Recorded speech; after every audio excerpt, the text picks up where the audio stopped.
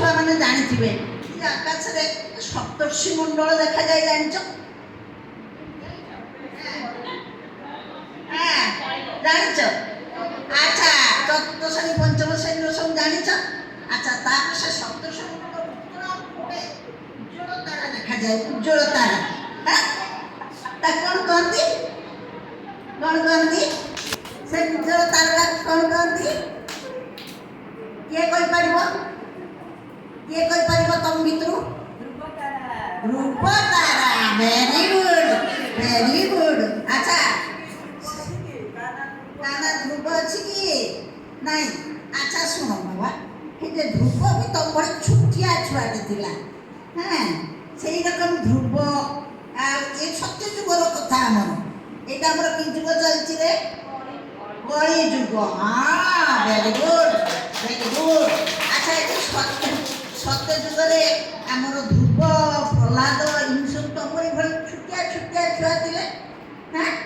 ସେମାନେ କ'ଣ କରୁଥିଲେ ନା ସେମାନେ ସବୁ ଭଗବାନଙ୍କୁ ଜାଣିଛ, ତମ ଘରେ ସବୁ ମା ମାନେ ପୂଜା କରନ୍ତି।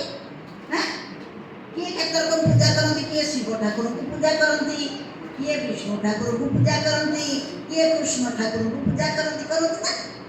ମା ମାନେ ପୂଜା କରନ୍ତି ନା? ତମମାନେ କ'ଣ କର ସେ ଠାକୁରଙ୍କ ଆଗରେ? ଠାକୁର ଘରେ ଠାକୁରଙ୍କୁ ସବୁ ନମ କର। ଜୁହାର ହଉ ସବୁ। ତାହେଲେ ସେଇ ରକମ ଗୋଟେ ଇଏ ଧ୍ରୁବ ପ୍ରହ୍ଲାଦ ଛୋଟିଆ ଛୁଆ ଗପଟା ମୁଁ ତମକୁ କହିବି। କେମିତି ଭଗବାନଙ୍କୁ ସେ ପାଇଲା, ଭଗବାନ କେମିତି ତା ସାଙ୍ଗରେ କଥା ହେଲେ, ଭଗବାନ କେମିତି ତା ସାଙ୍ଗରେ ଖାଇଲେ, ଭଗବାନ କେମିତି ତା ସାଙ୍ଗରେ କାମ କଲେ, ସେଇ କଥାଟା ତମକୁ ଆଜି ମୁଁ କହିବି। ଆଚ୍ଛା, ଛୁଆଟି ୟା ନାଁ ହେଲା ନିମାଇ। ଏ ଛୋଟିଆ ଛୁଆ, ୟା ନାଁ ହେଲା କ'ଣ ନାଁ କହିଲ?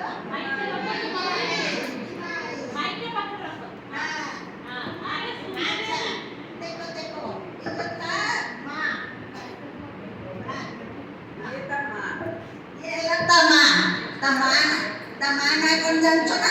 ତା ମା ନାଁ ହେଲା ପଦ୍ମାବତୀ। ପଦ୍ମାବତୀ, ପଦ୍ମାବତୀ, ତା ମା ନାଁ ପଦ୍ମାବତୀ। ସେ ଛୁଆଟି ନାଁ ହେଲା କ'ଣ? କ'ଣ ରେ? ଛୁଆ ନାଁ କ'ଣ? ନିମାଇ। ନିମାଇ, ମନେ ରଖ। ନିମାଇ।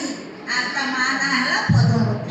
ଆଚ୍ଛା, ସିଏ ପଦ୍ମାବତୀ ଆଉ ତାର ସେ ପୁଅଟି ନିମାଇ, ଏ ଦି ଜଣ ଗୋଟେ ଗାଁରେ ରହୁଥିଲେ, ବୁଝିଲ ନା? ଆଚ୍ଛା, ସେ ଯେ ପଦ୍ମାବତୀ ଯେ ମା, ସେ କୋଉ ଠାକୁରଙ୍କୁ ପୂଜା କରୁଥିଲେ ଜାଣିଛ ନା?